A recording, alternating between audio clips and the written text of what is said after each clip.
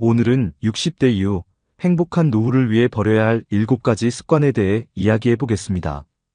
60대는 삶의 중요한 전환점입니다. 이제까지는 가족과 사회를 위해 열심히 달려왔다면 앞으로의 삶은 나 자신을 위해 설계해야 하는 시기입니다. 지금까지의 태도와 습관을 되돌아보고 더 나은 인생을 위해 무엇을 내려놓고 바꿔야 할지 알아보겠습니다. 끝까지 함께 하시면 여러분의 삶에 큰 변화를 줄 수 있는 실천법을 얻어가실 수 있을 겁니다. 그럼 시작해 볼까요? 1. 남의 시선을 의식하며 사는 태도. 첫 번째로 버려야 할 태도는 남의 시선을 지나치게 의식하며 사는 것입니다. 우리는 살면서 늘 남들이 나를 어떻게 볼까에 대해 신경을 써왔습니다. 젊었을 때는 직장에서, 가정에서, 그리고 사회적으로 평가받아야 하는 위치에 있었기 때문에 어쩔 수 없었죠. 하지만 60대 이후에는 더 이상 남의 눈치를 보며 살 필요가 없습니다. 이제는 나를 위한 삶에 집중해야 할 때입니다. 저는 이런 이야기를 들은 적이 있습니다. 한 어르신이 평생 단정한 옷만 고집하며 남들이 자신을 깔끔한 사람으로 봐야 한다는 생각에 갇혀 있었습니다. 그러던 어느 날 친구의 권유로 색다른 옷을 입어보고 거울 앞에 섰더니 너무 만족스러웠다고 해요. 그 후로는 다른 사람의 시선을 신경 쓰지 않고 자신이 입고 싶은 옷을 자유롭게 입기 시작했습니다. 그 작은 변화가 결국 그의 자신감과 일상적인 즐거움까지 바꾸게 되었죠. 여러분도 마찬가지입니다. 남들이 나를 어떻게 생각할지 걱정하기보다는 내가 진정으로 원하는 것을 선택하며 사는 연습을 해보세요. 예를 들어 새로운 취미를 시작하거나 한 번도 가보지 않은 장소를 찾아가 보는 것도 좋습니다. 이런 작은 도전이 쌓이면 삶은 더 풍요로워질 겁니다. 결론적으로 남의 시선을 신경 쓰는 태도는 내려놓으세요. 지금부터는 나 자신을 중심으로 한 삶을 설계하세요. 2. 과거의 후회에 매달리는 태도. 두 번째로 버려야 할 태도는 과거의 후회에 매달리는 것입니다. 많은 분들이 그때 이렇게 했더라면 지금은 달라졌을 텐데라는 후회 속에 살아가곤 합니다.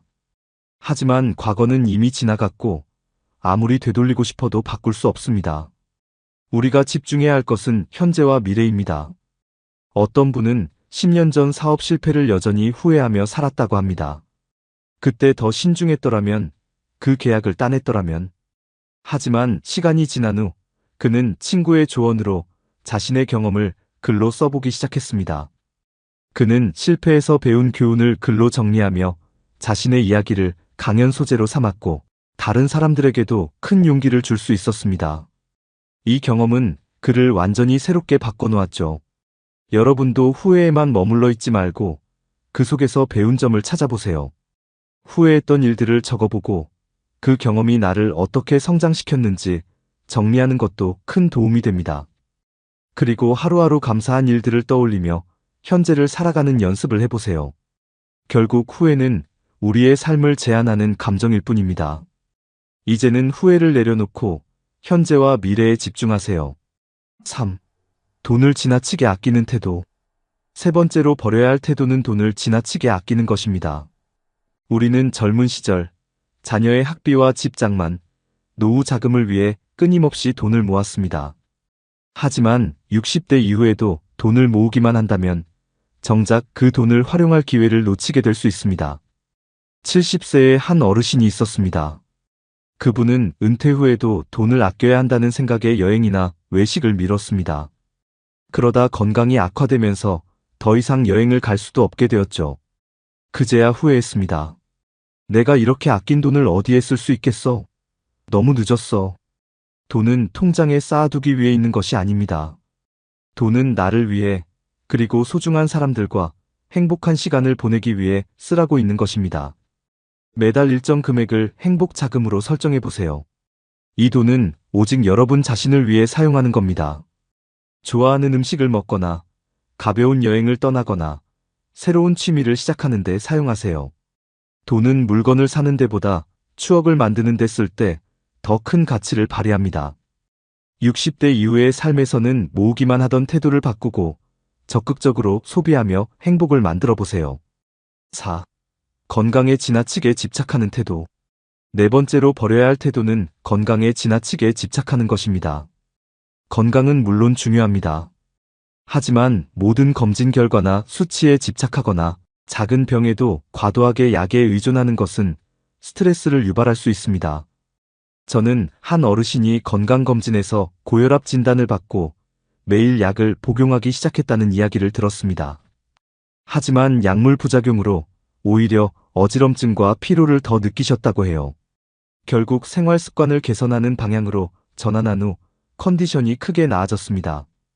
여러분도 건강에 대해 과도하게 걱정하기보다는 일상에서 자연스럽게 건강을 관리하는 습관을 만들어 보세요.